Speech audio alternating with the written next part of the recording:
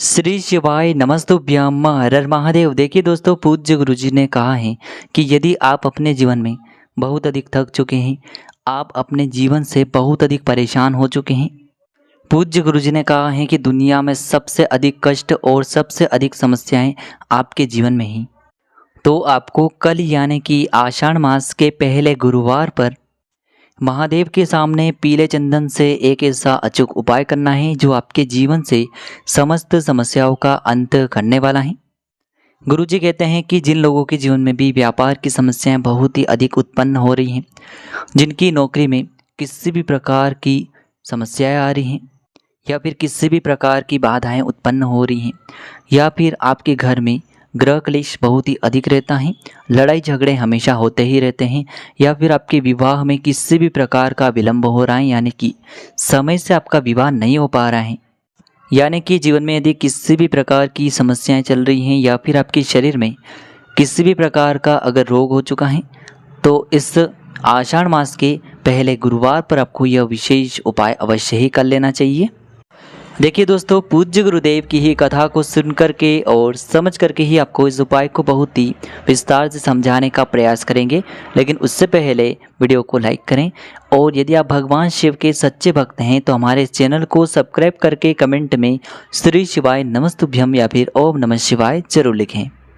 देखिए दोस्तों, इस वीडियो में हम पूज्य गुरुदेव द्वारा बताए गए दो बहुत ही खास उपायों के बारे में बात करने वाले हैं। जो भी उपाय आपकी समस्या के लिए उचित हो उस उपाय को आप कर सकते हैं।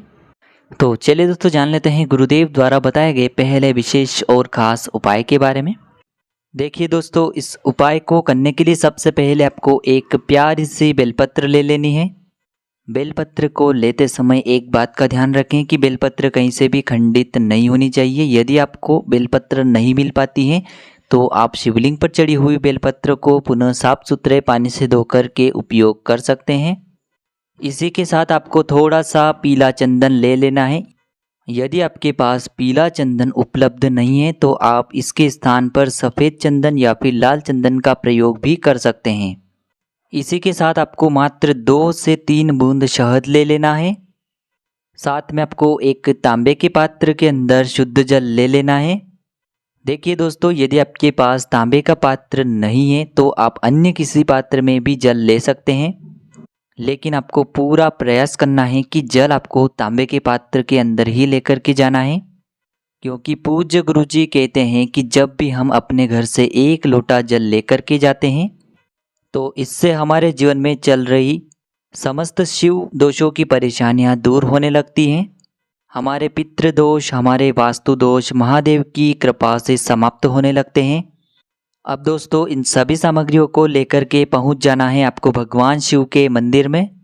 देखिए दोस्तों, सबसे पहले जो आपके पास एक तांबे के पात्र के अंदर शुद्ध जल है, उसे आपको भगवान शिव के शिवलिंग पर श्री शिवाय नमस्तुभ्यम इस मंत्र का जाप करते हुए समर्पित कर देना है।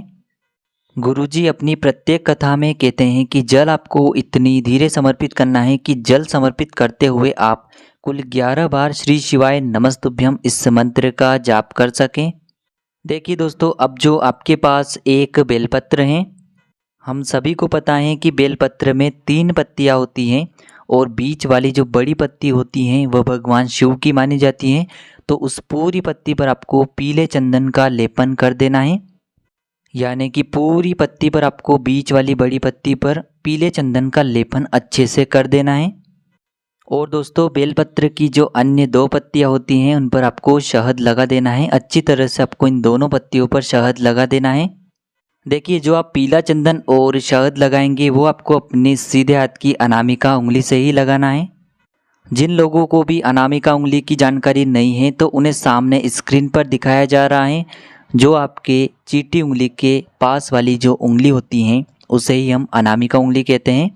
तो इसी से आपको यह पूरा बेलपत्र पीले चंदन और शहद से तैयार कर लेना है। देखिए, चंदन और शहद को लगाते समय आपको लगातार ओम नमः शिवाय या फिर श्री शिवाय नमस्तुभ्यम इस मंत्र का जाप करते रहना है। अब दोस्तों, इस बेलपत्र को आपको अपने सीधे हाथ की हथेली पर रख लेना है और महादेव से आपके जीवन में जो भी समस्याएं चल रही हैं उन्हें दूर करने के लिए आपको प्रार्थना कर लेनी है। देखिए, यदि आपके जीवन में धन से जुड़ी समस्याएं चल रही हैं या फिर यदि आपके व्यापार में बहुत अधिक नुकसान हो रहा है, या फिर आप कई वर्षों से या फिर कई महीनों से नौकरी के लिए प्रयास कर रहे हैं लेकिन सफल नहीं हो पा रहे हैं, या फिर आपके विवाह के जो संयोग हैं वह बनते बनते बिगड़ जाते हैं, तो आपको इन सभी समस्याओं को दूर करने के लिए महादेव से प्रार्थना कर लेनी है। और यह जो बेलपत्र हैं आपको भगवान शिव के शिवलिंग पर समर्पित कर देना है। बेलपत्र का जो चिकना वाला भाग है जिस पर आपने पीला चंदन और शहद लगाया है वह भगवान शिव के शिवलिंग से स्पर्श होना चाहिए और बेलपत्र की डंडी आपको जलाधारी की ओर रख देना है। इस प्रकार से आपको यह बेलपत्र समर्पित कर देना है। तो इस प्रकार से आपको यह सुंदर सा उपाय जरूर करना है। देखिए दोस्तों, अब हम बात कर लेते हैं पूज्य गुरुजी द्वारा बताए गए गुरुवार के दिन किए जाने वाले दूसरे महा उपाय की।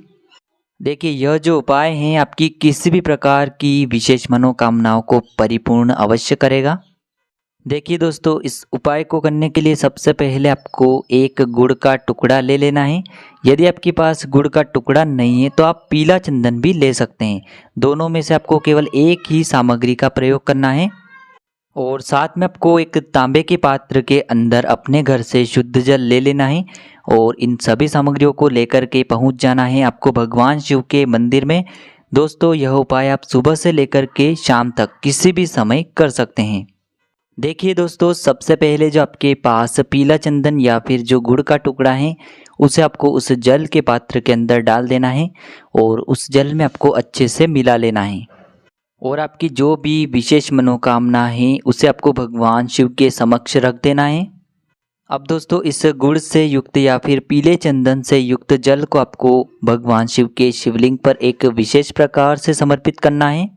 देखिए दोस्तों, इस जल को आपको माता अशोक सुंदरी वाले स्थान से समर्पित करना प्रारंभ करना है और इस जल की धार को लेकर के जाना है आपको भगवान शिव के शिवलिंग तक और पुनः यह जल आपको माता अशोक सुंदरी तक लेकर के आ जाना है।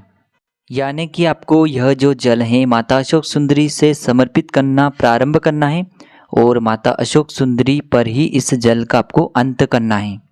यानी कि आपको शुरू भी माता अशोक सुंदरी से ही करना है और अंत भी आपको माता अशोक सुंदरी से ही करना है। गुरुजी ने कहा है कि जो भी व्यक्ति किसी भी गुरुवार पर यदि इस उपाय को कर लेता है तो महादेव उसकी ऐसी कोई भी विशेष मनोकामना नहीं होगी जिसे परिपूर्ण न कर सकें।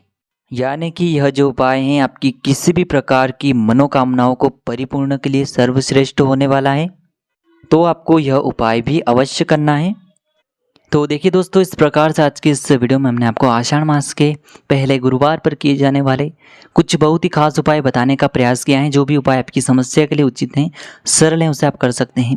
श्री शिवाय नमस्तुभ्यम। हर हर महादेव।